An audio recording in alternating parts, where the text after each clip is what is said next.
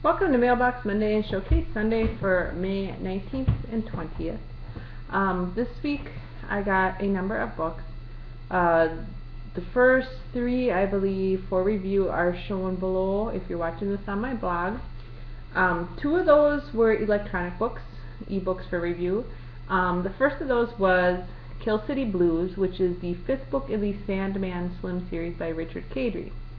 If you like really gritty, crazy, gory urban fantasy that is absolutely action-packed and incredibly creative, the Sandman Slim series by Richard Kadrey is one of my favorite urban fantasy series. It's just crazy. I mean, Sandman Slim is the best anti-hero ever. He's got this whole, like, superhero thing going on, but he's super gruff with people and not a very nice guy sometimes. But still, all in all, he saves the day, right? So that's what makes him awesome.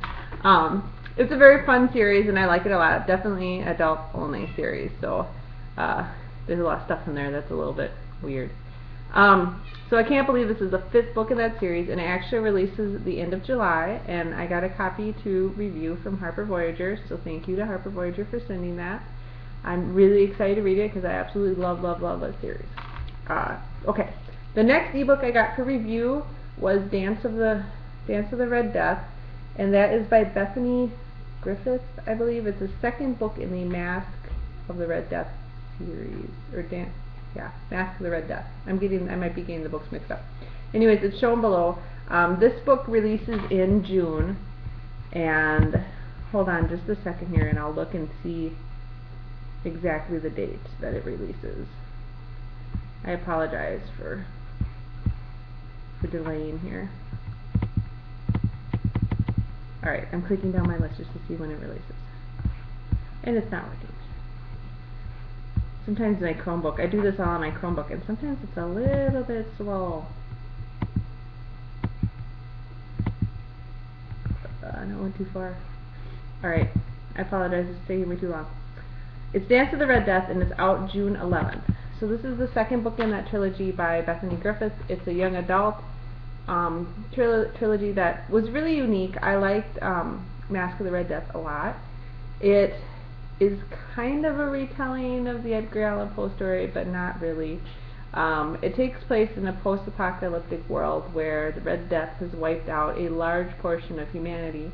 As a result, society has reverted to a very Victorian, rule-based like society, and the main character happens to be the daughter of a guy who made the masks that help people survive this place. So she's the daughter of a very well-off family, but it's kind of a precariousness well-offness, if you know what I mean. With even just a little bit of her dad not doing something right, society can throw him out, and then they're totally not well-off. So she lives in this world, and she kind of gets drawn into some of the drugs and clubbing and all this stuff, but at the same time she's trying to figure out what's going on, because society isn't what you think it is. There ends up being a darker side to it, as there are in a lot of these books. But I really liked it because it was an interesting blend of Victorian sensibilities, steampunk type contraptions, and then this post-apocalyptic setting where this plague is still like ravaging humanity. So it was a really good book, and I really look forward to reading Dance of the Red Death as well. Alright, so the last one I got for review, I got from the publisher. They sent this, and of course, this is Siege and Storm by Leigh Bardugo. And I absolutely love the first book in the series, Shadow and Bone. It was one of my favorite books of last year. It's very well done young adult series. It's true fantasy. It's about this horrible darkness that is creeping over the land and taking over everything. And I really liked it. Of course, you've got this Darkling. Let me see, I forget the first. Alina. Alina is the main character. And so she's got this guy Mal that she grew up with that kind of helps and protects her. But then she also meets this Darkling, who is like the true, like, evil, dark, but somewhat sympathetic character. Very good story. So I'm excited to see what Siege and Storm brings to us. This comes out the second week of June, so pretty soon. And it's book 2 of the Karissa trilogy. So I'm excited to read that. I swapped one book this week, and that was Demon Glass by Rachel Hawkins.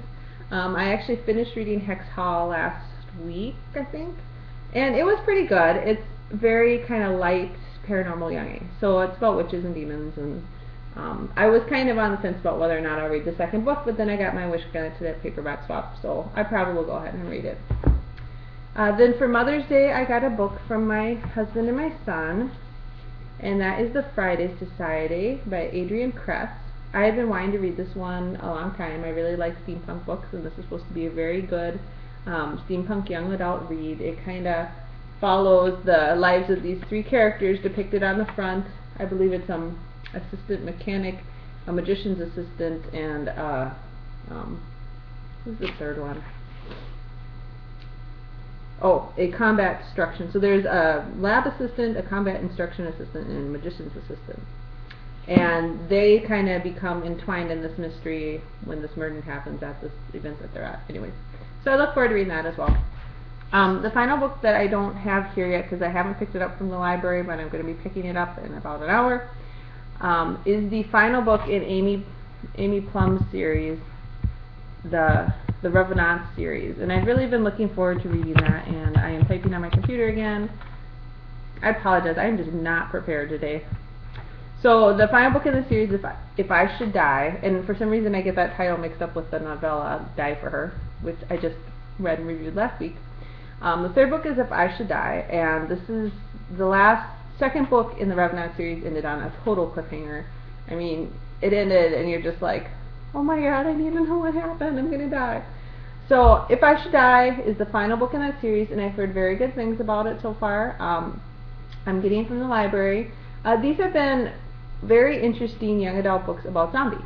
So they are about zombies, but not in the way you would normally think of zombies. It's a very interesting take. Basically, these zombies want to die for people. So if somebody is about to die and they're around, they can save that person by dying in their place. And then they come back to life, and that person lives and gets another chance at life. So it's a really interesting take on zombies, or revenants as they call them in French.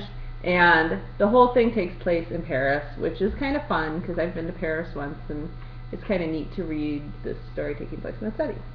So that's what I got this week, and if you're on my blog, you can look below, and the pictures of the books are below, and you can click on them and link to Amazon and read more about them if you would like. Other than that, let's see, I'm always mentioning something about the weather. So we no longer have snow in Minnesota, which is finally good, which I maybe shouldn't even say that because then it's going to snow. But we don't have snow in Minnesota, so yay. Instead, we're going to have a week of thunderstorms and rain. So like, we're all excited because it's like 75 degrees, so we went from like 30 to like 75 to 80, and now we can't be outside anyways because it's absolutely pouring. Unless you want to get really wet, I guess. I don't know. There's a triathlon going on today outside our house in our development, and those poor people are getting really, really wet. Alright, that's all I have. I hope you guys have a great week of reading, and you got wonderful books, and I will talk to you next week. Bye.